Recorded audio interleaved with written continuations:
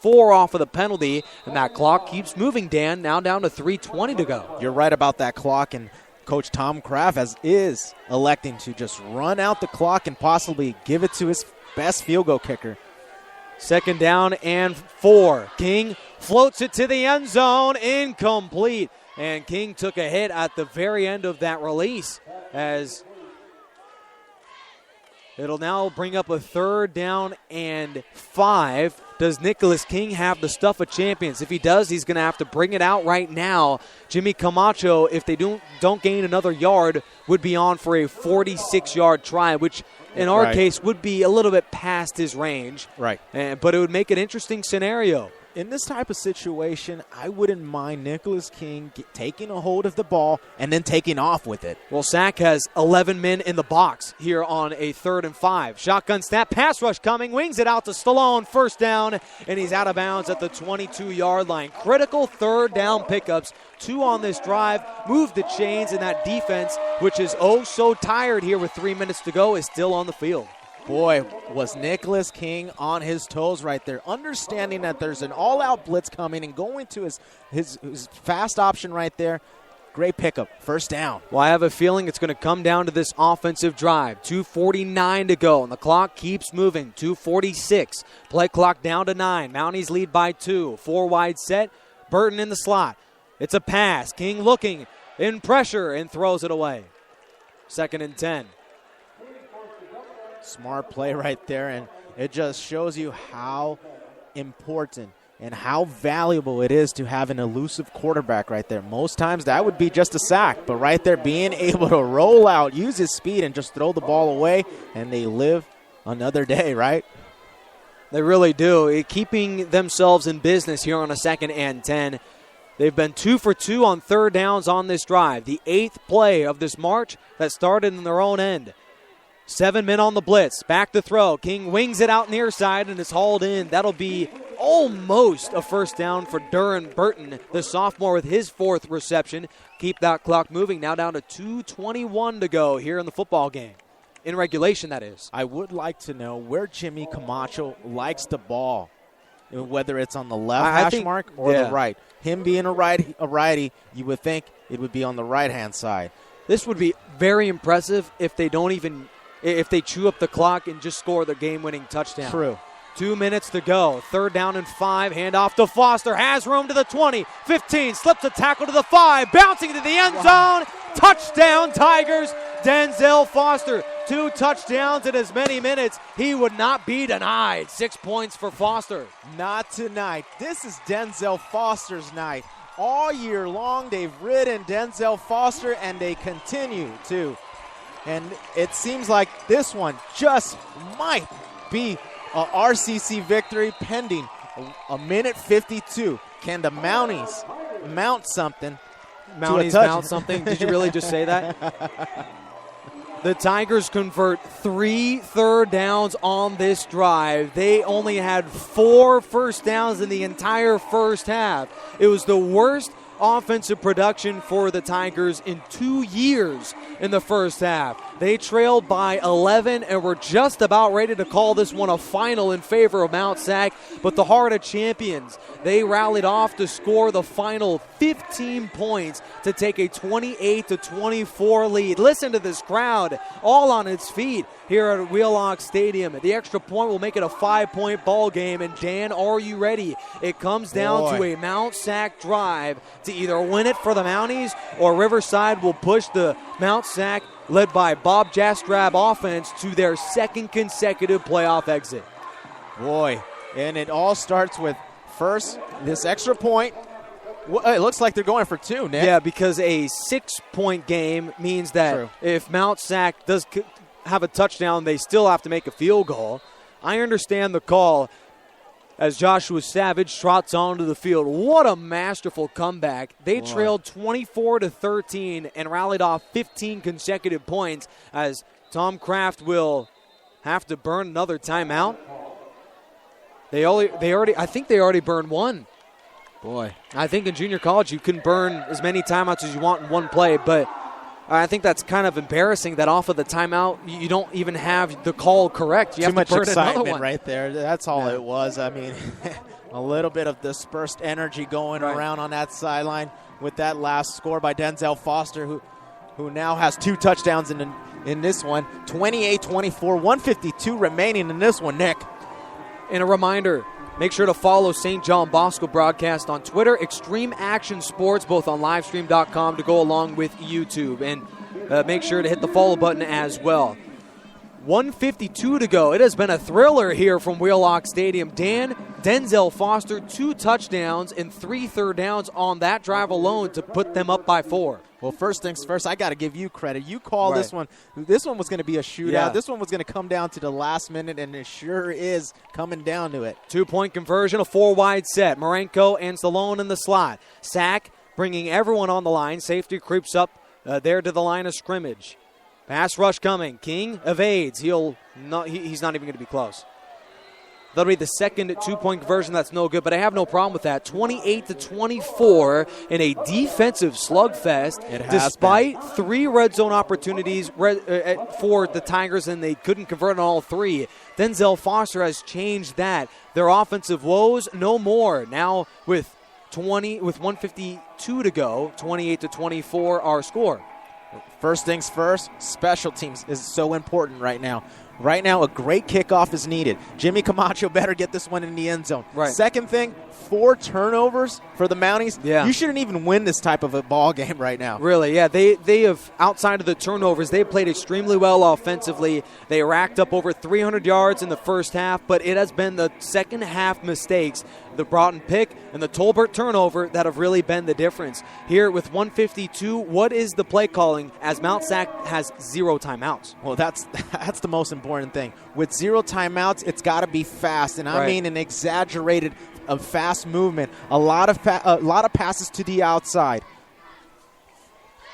And make sure to save that time of possession. 1:52 to go. A thrilling game from Wheelock Stadium. Jimmy Camacho, the quiet man on this football team, is about ready to send this one away. He's only 5'6", the smallest here for the Tigers, making the biggest impact. His field goals have been the difference in a Tigers 4-point lead.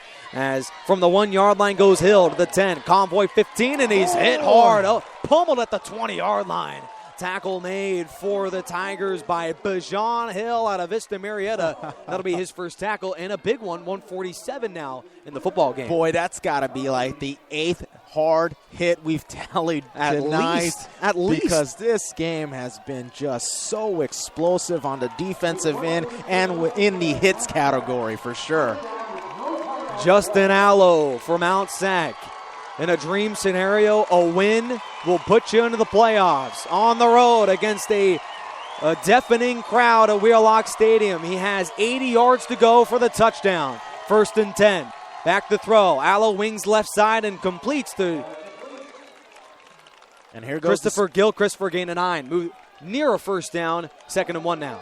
Boy, this Mountie offense is moving really fast. Just one play, but yet already set up for the next play. Cortland Fort into the game at cornerback. They go his way. A leaping grab made by Derek Macon. Move the chains on a pickup of 1. Tackle made by Taryn Solomon. Clock stops with 1:24 to go. It took him 25 seconds to gain 11 yards. Hey, this is a very conservative type of defense they're playing right here in RCC. Only rushing 3 men. 1:18 to go. Those timeouts may just be costly for Mount Sac. Looking left. Zings it that way. Incomplete. Going to Christopher Gilchrist. Now 2nd and 10. There's a definite theme right here for the Mounties, and it's the quick slant. All 3 plays have been quick slant attempts. Tucson Young into the game as Treshawn Broughton, who was injured in the 3rd, had the pick in the 4th. He's out now. Tucson Young and Cortland Fort are our cornerbacks. Treshawn Watson and Taryn Solomon are the safeties. Crowd on its feet. 1:14 to go. Mounties trail but have the football. Snap is back. 4-wide set. Pump fake. He's going long. Actually, scratched that underneath to Macon. He was looking to go deep. Nothing was available, and Macon able to gain 3, but stays in bounds. 1:03, 1:02 to go. Boy, this clock is officially under a minute. Let's see if the RCC Tigers can hold this one. Time is becoming a mortal enemy here for the Mounties. From their own 30 2-yard line. Flag is down, a potential hold. Intercepted, but check the penalty as it's picked off by Sean Watson, but that probably will be coming back. Yeah, that's probably going to be offsides against RCC. We'll check the penalty right now. Boy, Trayshawn Broughton has been everywhere tonight. If they call it against the Mounties, it's the Tigers who trail by 11 will win here in the fourth quarter. But here we go with that near side. And that's it. The Tigers will win. The Tigers will win. An interception, number 4 by Allo, and the game will end. The Tigers, trailing by 11, had their playoff hopes eliminated here in the fourth. Dan, are you kidding me? A pick to end it by Watson. RCC started the season ranked number 1 in the state, losing that ranking midway through the season, and finally, possibly after this weekend, they'll be back at number 1. Our entire coaching staff up here in the booth could not be any more ecstatic. The Tigers force 5 turnovers, 4 interceptions, and a fumble by Tolbert here for the Mounties. And victory formation is on for RCC. How sweet it is. A flag is down as it'll be a delay of game, but nobody cares if you're the near sideline. 1st and 15. Yeah, I mean, these coaches right here to our right are just so ecstatic, just as we are. And wow, the what Tigers, a hard-fought fight here. As a sore loser, Tom Avena hurdles over the pile. The game is over. There's no way that they could win. King takes a knee. The Tigers, they were dead to rights in the fourth, had no business winning this football game, forced 3 turnovers in the last 20 minutes, and now with one final knee by King, it is official. He takes the knee in the game off of a sore loser play by Tom Avena. That'll be 15 yards. And now a scruffle down to the near side. That is really disappointing. That's a shame that Tom Avena would throw a man to the turf like that. Sore loser play by Mount SAC. Good job of the coaches holding that whole sidelines back, because we've seen this happen before. That's right. At that Fullerton game. Yeah, we saw a fight by Brock Carmen that gave them a personal foul. Then after the game, a full-on tussle. This crowd loves it. This game will be over. Bob Jastrab, who in last year was jousted out of the postseason by 5, he's throwing punches at the middle of the field. I kid you not. But it's against his own team. He's disappointed in how his team is not taking this loss seriously. Another flag. I don't care how many yards you give to Riverside or Mount SAC. It doesn't matter. The Tigers are now 6-1, including 3-0 in conference play. And I was going to mention this during the broadcast, but Dan, I didn't think there would be any chance we'd win off of that 24-13 deficit. They score the final 15 points of the game. And Dan, next week we play at Long Beach City College. A win, and you're into the playoffs. Well, first things first, let's talk about what's going on this field. I mean, this RCC sideline is so pumped up. The Mount SAC players are still culminating in the middle of the field. The coaching staff is trying to hold back their players. There's players walking off the field. I mean, a lot of commotion left here. Yeah, but this is uncalled for. This game's already over. Yeah, Let's just the Mount SAC players. I don't know if we'll get a shot of that, but they're already heading towards the buses. They're done. It's over. As the clock runs down to 10, in about 8 seconds, it'll be official. Mount SAC, for the second consecutive year, will fall to Riverside, and they were in a win-and-go-in scenario, and Riverside jousts them from the postseason.